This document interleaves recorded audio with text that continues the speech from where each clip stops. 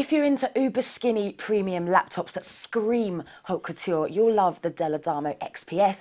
Everything about it just screams ultra modern and super stylish. Even the way it opens is a pretty high class experience with what Dell's calling a capacitive latching device, which is basically a touch sensitive bar which you swipe with your finger to open and close it. Now this isn't immediately obvious, as we found out, but once you work it out it will be hard to resist wasting a few minutes opening and closing it. It is that cool. Now what this does mean is the Dell Adamo won't open when the battery's dead, and the plastic catches that hold it shut make us worry a little bit about longevity, but it's also very James Bond-like that we think we can forgive it. So it's pretty amazing how Dell has crammed in so much technology, or any technology for that matter, into the Adamo's 10mm thick frame, and it packs a lot of features and has a speedy boot up time as well.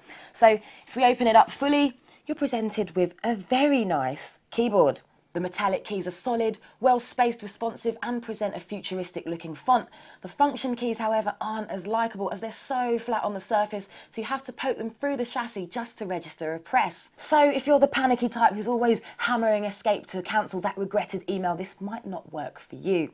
So a premium laptop, of course, gets a premium price tag, but this also means premium features.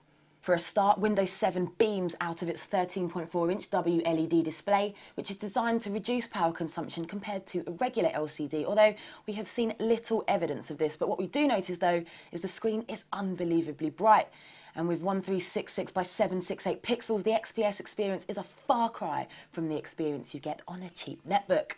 Now I'm sure you've noticed the Adamo's odd hinge, which uses the base of the screen as the keyboard legs. Now you'd think this would be pretty hard to use, but you can adjust the viewing angle and the hinge is stiff enough to stay put.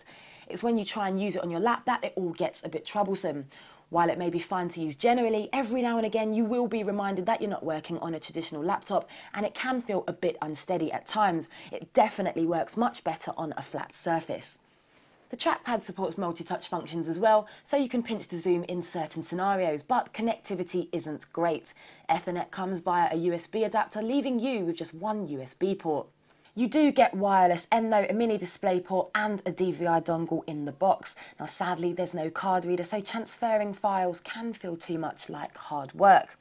Now moving on to battery life, and the Adamo's battery life is undeniably poor in this age of 8-hour ultra portables. You'll be lucky if you get more than 2.5 hours out of it.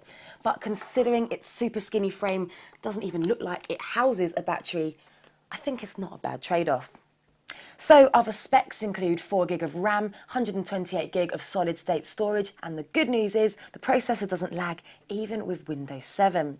Now it could be argued the Adamo XPS is a bit of an engineering triumph, but could also be argued that it offers style over substance, what with that premium price tag and pretty rubbish battery life.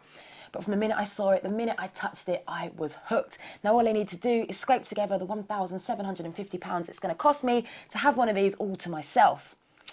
Or maybe I'll just keep this one.